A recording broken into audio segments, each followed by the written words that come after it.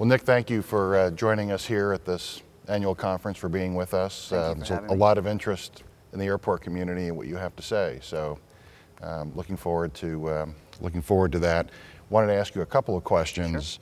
Sure. Based on your traveling experience, first the overall broad question. Based on your experience, how are airports doing in using technology effectively to communicate with their passengers? I mean, I think some airlines are doing some really interesting things within the airports. You have like Virgin America and things like that, where you can get alerts and you can interact on your mobile device, and I think that that's really interesting.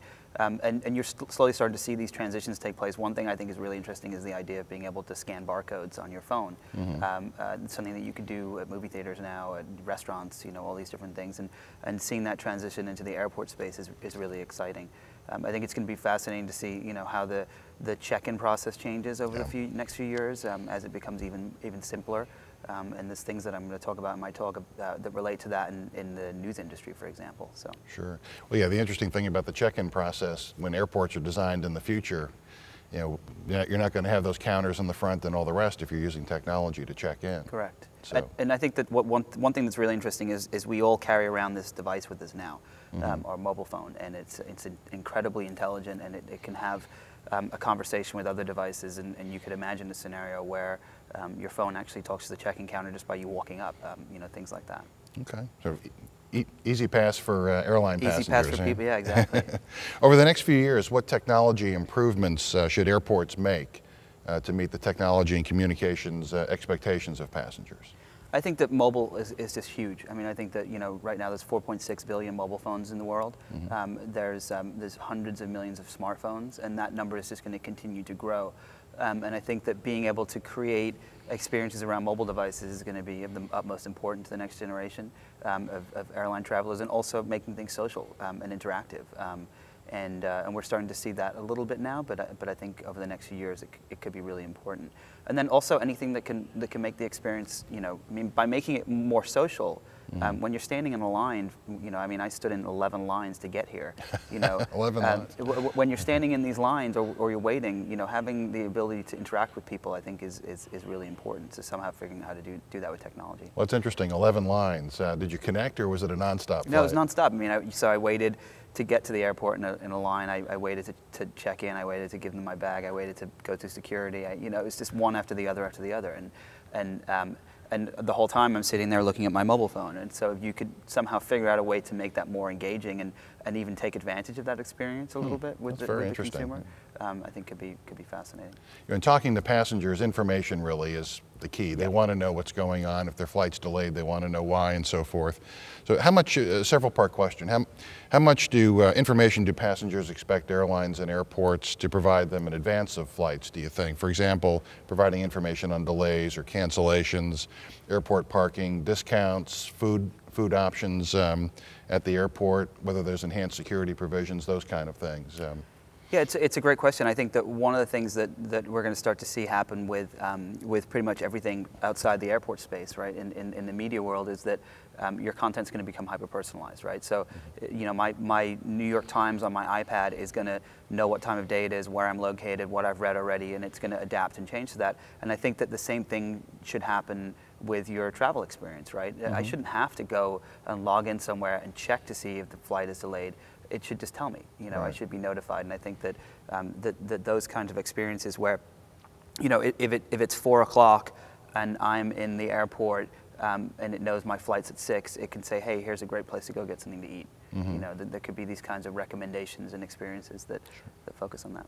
Well, speaking of personalizing information for passengers, that sort of leads into the next question. Where do you see location-based smartphone apps like Foursquare, GoWalla, Shopkick fitting into travel, especially in the concession area, car rentals, those kinds of things at the airports? I think it's going to be huge. I mean, I think that these location-based services, it's essentially the local advertising of the future, right? You know, that's gone away with the transition from newspapers, and they're looking. People are looking for businesses are looking for ways to talk to people on a local level, and with the digital devices, you can get hyper local, and you know, Foursquare, which I'll talk about a little bit in the talk, is a fascinating way of doing that. I mean, you check into places, you leave tips for your friends, you get points and badges, and it becomes a game. The entire experience of traveling through a city or whatever you're doing becomes a game. And I think that, that those kinds of things will really become relevant to the traveling experience, especially for the next generation that's a gaming generation.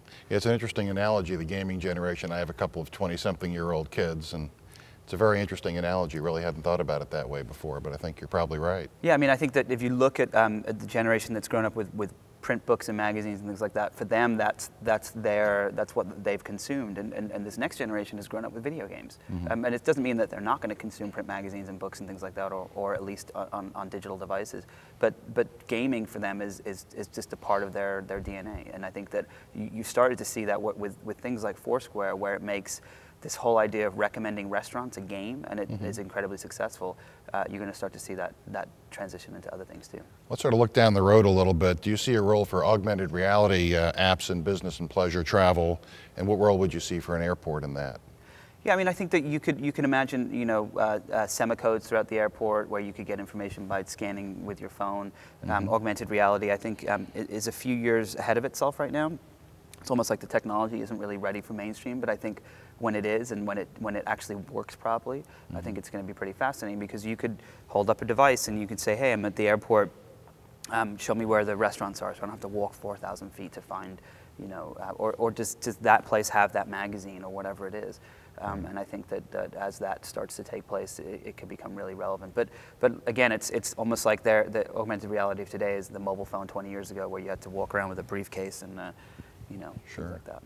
Well, you know, we were talking before about your 11 lines earlier, and the hassle factor in travel certainly has become a major issue. We're talking about these communications advances that make communication easier. Do you see things like video conferencing and so forth as a threat to the role of the airport?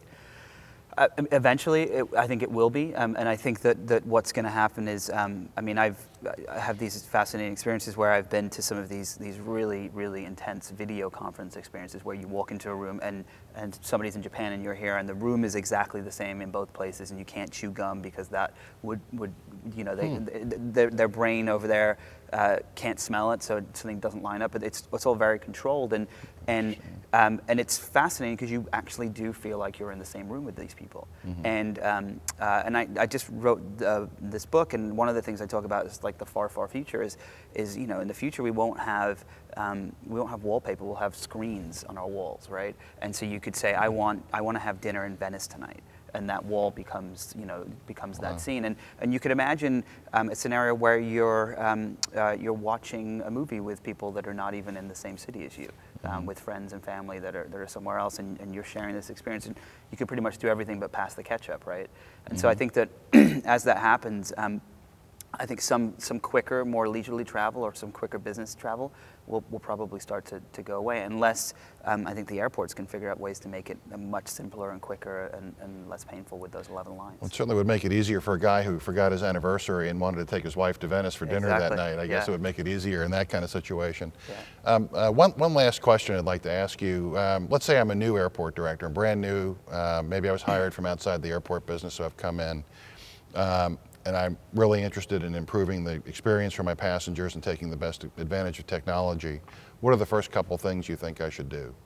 I think that one thing is just to try to figure out ways to connect with the passenger, and you do that through social media, you do that through Twitter and Facebook and Foursquare and all these other experiences, and it just, I think giving the passenger access to information is one step in making them feel more comfortable, because they know what they're doing. They understand what's taking place. And you know, why do I have to, when I go to an airport, why can't I download or go to a web page with a map of the airport on my phone? You know, why do I have to find the map somewhere else? Right. And I think that thinking about those things, I think is really important. And it's just developing a conversation.